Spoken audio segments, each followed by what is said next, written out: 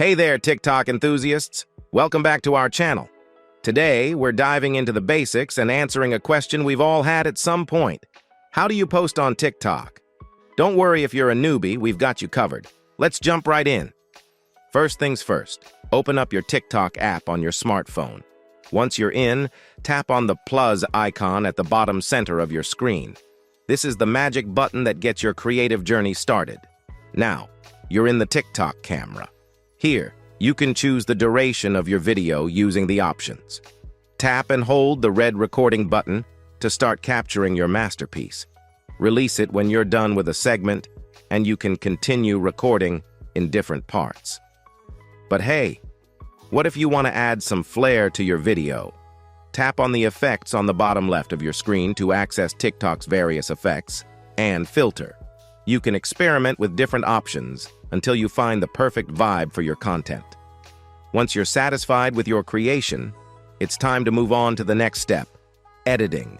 Tap on the checkmark icon to access the editing screen. Here, you can add a popular TikTok song or any other audio by tapping on the Sounds option. Explore TikTok's extensive library, find the perfect track, and voila! Your video just got a musical makeover. Also here, you can trim, cut, and rearrange your clips to make them absolutely TikTok-worthy. Feeling good about your video? Excellent! Now add a catchy caption, sprinkle in some hashtags to increase your visibility, and tag friends or other users if it's a collaboration. You'll now have the option to select your privacy settings, decide if you want your video to be visible to everyone or just your friends. And there you have it. Your TikTok masterpiece is ready to be shared with the world.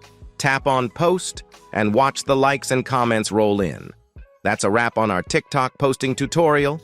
If you found this video useful, please show your support with a like. Your feedback is invaluable to us, so feel free to share your thoughts and suggestions in the comment section below. We're eager to hear from you.